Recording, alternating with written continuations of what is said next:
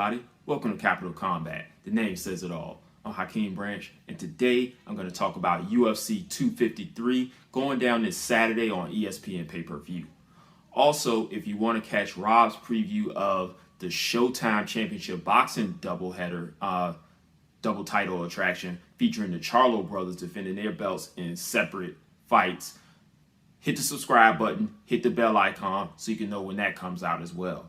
So what I'm going to talk about is the double title fight main attractions on UFC 253, which we have the light heavyweight title fight between Dominic Reyes and Jan Błachowicz, and then the middleweight title fight between Israel Adesanya and Paulo Costa.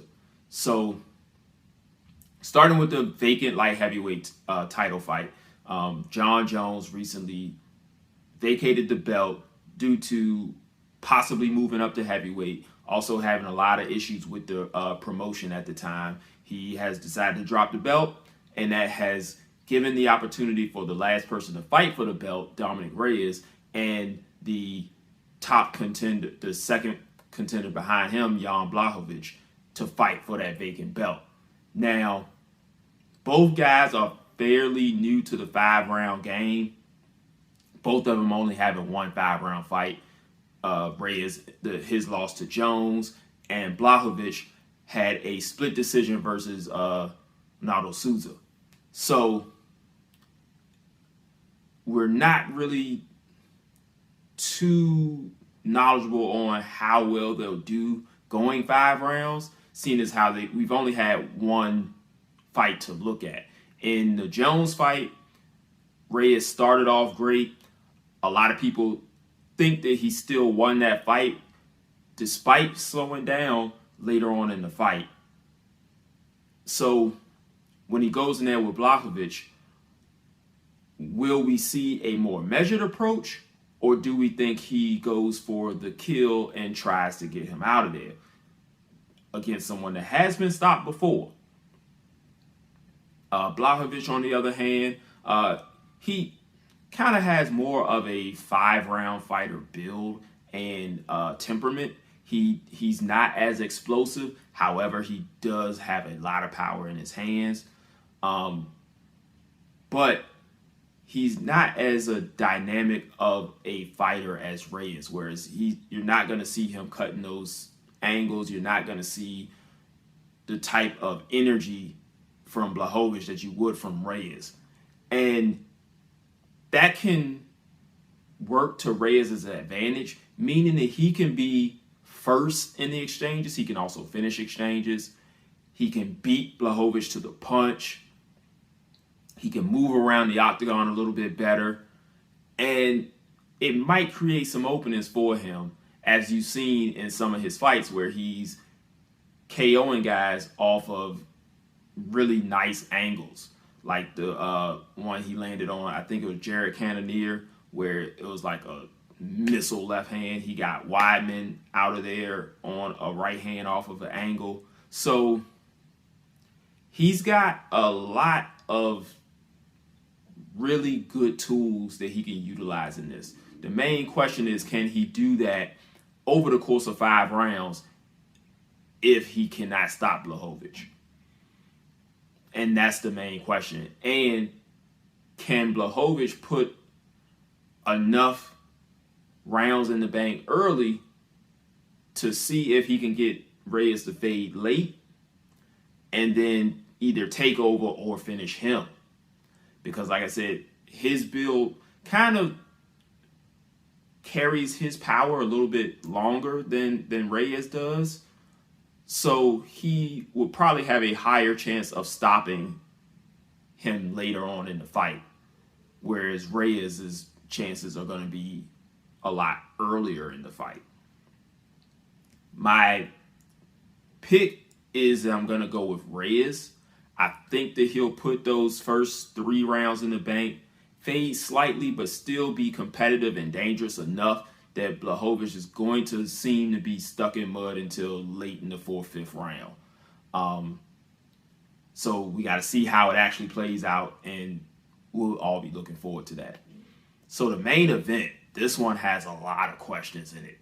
We got Israel Adesanya, who is a kickboxing savant, like one of the best strikers in mixed martial arts, against Paulo Costa, who's been looking like the straight up juggernaut running through the middleweight division, especially lately, like his stoppages of Hendricks, Uriah Hall, his fight that was back and forth with Yoel Romero that he pretty much won off of activity.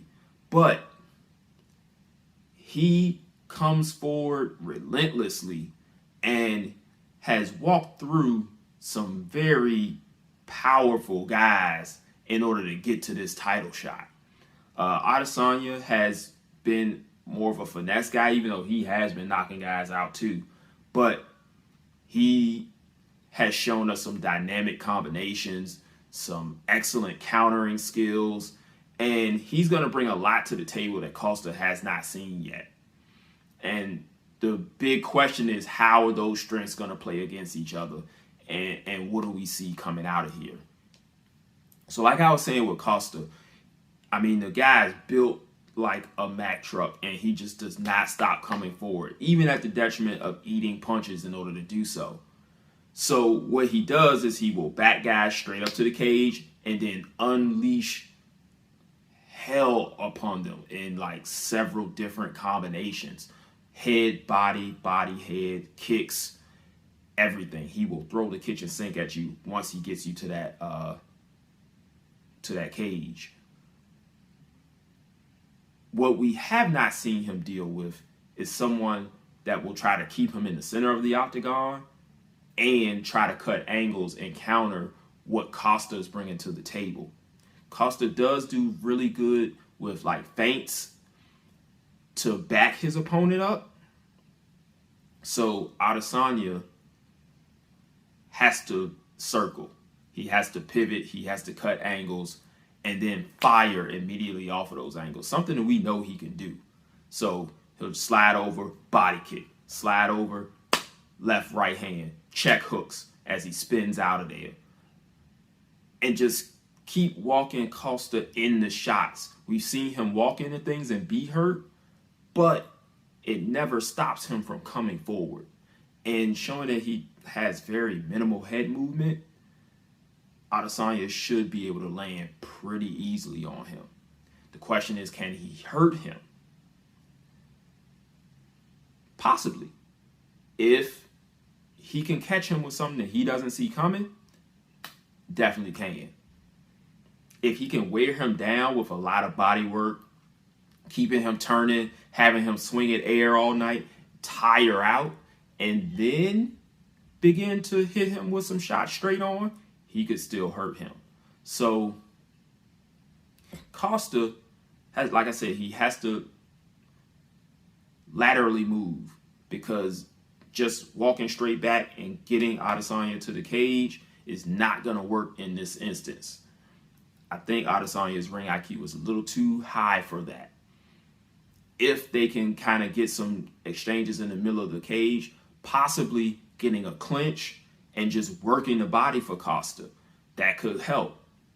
On the flip side, that could also help Adesanya, because he has some nasty elbows and knees that he can really wear Costa down with and maybe even hurt him sooner than I'm thinking that it's going to happen.